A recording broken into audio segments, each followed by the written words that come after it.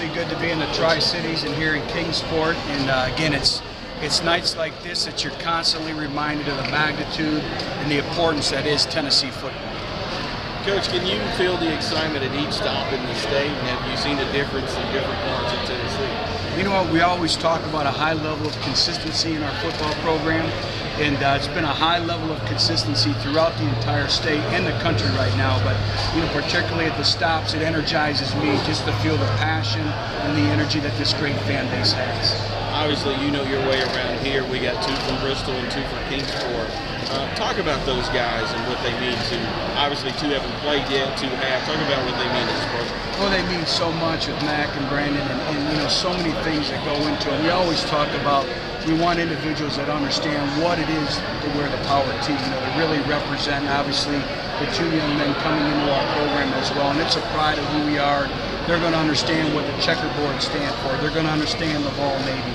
You know, they're going to understand the 7-game maxims, and all those are critical, obviously, when you're building the football program with which we are right now. And I said it December 7th in the press conference, we're going to take care of home first, then venture to our other states as well. What can you say about Mac? You know, he's one of those spring football award winners, one of the Harvey Robinson Award. What can you elaborate on how Matt Crowder progressed in the spring? I love Matt Crowder. He stands for everything that we believe in. And, you know, we don't talk now anymore about being a blue-collar football team. We talk about being an orange-collar football team. And that's the way we set our own identity. And Mac has done a tremendous job. He has great toughness. And from practice 1 all the way throughout the spring game, he really kept getting better day in and day out. He played with an injury, so we love him, and he's really progressing. And Brendan missed the spring game because of an injury. How is he coming off that? He's progressing. His mother's enjoying him being home right now, but she needs to get him back to Knoxville because with the meals and everything. But you know, he's an individual who really, again, developed from the minute we walked in, and unfortunately his spring was cut short, but we anticipate big things from him this year. A lot of people talk about the enthusiasm that you're bringing to the program. Is that something that comes natural for you? Well, it does, and I think, you know, they talk about selling the program, and I think, you know, individuals who have passion and a belief of what they believe in are great sellers. And it's not selling, it's just getting our vision out, it's getting our message out, and it's been outstanding. You talked about selling the program. There's some other kids outside the 4 that you've talked about from this area that have bypassed other opportunities to come wear the orange. How excited are you about kids like that from in the state buying into the program this early? Well, very excited. And again, it gets back to a pride of who we are. And we talk, you know, to our recruits, we talk to our current team all the time, is we want individuals who have affinity for the University of Tennessee. We want them to understand our tradition. We want also them to understand what they're representing every time they go out on the field, but not just on the field, but off the field.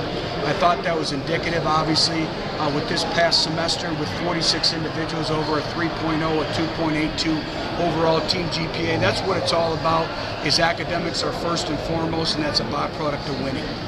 What must the freshman quarterbacks do in August to offset the fact that the other guys already have 15 days head start? Well, the great thing is most of our signing class will be here in June. But the big thing is playing with a high level of consistency and managing the offense. And then obviously knowledge is power. You know, so them, you know, how are they able to go from the classroom setting to the game field and play at a very high level? But the big thing is managing our offense, getting us in the right place, being the leader, you know, being the alpha male, all those things that we talk about that's required in our offense to be the starting quarterback. How do you generate excitement about the program without maybe generating too high hopes? Well, I think everyone's extremely passionate. I think it's important that they understand where we're at with the program right now, the vision that we have, but also just not only getting to know me, but, you know, our administration, our coaching staff.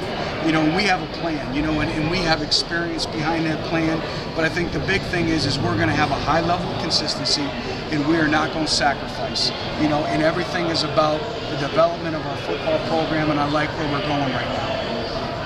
You're not allowed to be around the players until camp, but for a coach, what's it like in this period when you're kind of by yourself? I mean, I know you're making these stops and everything, but what's it like, this kind of downtime that you have before it really gets going? Well, actually, this is one of our busiest times of the year, just because you're laying the foundation for training camp. You're playing everything out. Currently, we're in the middle of spring recruiting, so we're watching a lot of recruiting film, and then obviously we're going back and we're doing quality control on spring. trying to do identity files on every player, obviously. And so there's so much that goes into it. And then obviously it's nights like this, the Orange Caravan is a big part of our program as well.